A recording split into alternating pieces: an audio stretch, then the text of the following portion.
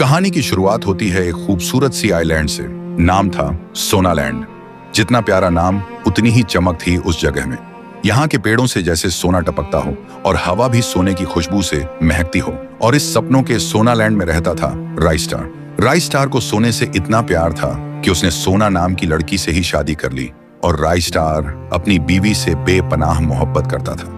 दोनों राजा और रानी जैसे जी रहे थे। सोना उसकी जिंदगी थी और सोनालैंड उसकी मोहब्बत का जहान। एक दिन दोनों टीवी देख रहे होते हैं, तभी राइस्टार की वाइफ के फोन पे मम्मी का कॉल आता है और बोलता है, बेटा जल्दी आजा, मेरी तबीयत बहुत खराब है, कहीं ऐसा ना हो कि तू मुझे जिंदा ना देख पाए। वाइफ घबरा जाती है और बोलती है, राइस्टार प्लीज मुझे एयरपोर्ट छोड़ो, अभी मम्मी के पास जाना पड़ेगा। राइस्टार बोलता है, चलो, और दोनों निकल जाते हैं। और एयरपोर्ट पहुंचते ही राइस्टार अपनी वाइफ से बोलता है, अच्छे से जाना, मैं सोनालैंड को अकेला नहीं छोड़ सकता। उनकी वाइफ बोलती है, ठीक है, लेकिन तुम भी अपना ख्याल रखना, मैं जल्दी वापस आ जाऊंगी। सब कुछ सही चल रहा था, लेकिन किस्मत को तो कुछ और ही मंजूर था। उधर दुनिया का दूसरा सबसे अमीर आदमी, नाम था व्हाइट 444, लेकिन वो अमीर बना था लोगों के खून से। एक दरिंदा जो अमीरों को लूटता, जमीन छीन लेता और उनके सपनों को राख बना देता। और अब उसका अगला निशाना था सोनालैंड का सोना। तभी उसका एक आदमी आके बोलता है, बॉस, राइस्टार आइलैंड पे नहीं है।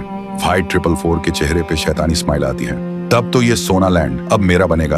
और फिर अपने आदमियों के साथ सोनालैंड पर टूट पड़ते हैं। हर एक सोने का टुकड़ा गहने ट्रक में भर के ले जाने लगता। जितनी भी महंगी महंगी गाड़ियां थी, हेलीकॉप्टर, सब लूट लिया जाता है। राइस्टार बीवी को एयरपोर्ट छोड़ने के बाद घर लौट चुका होता है। उसे भनक भी नहीं लगी थी कि सोनालैंड खाली लैंड हो चुका था।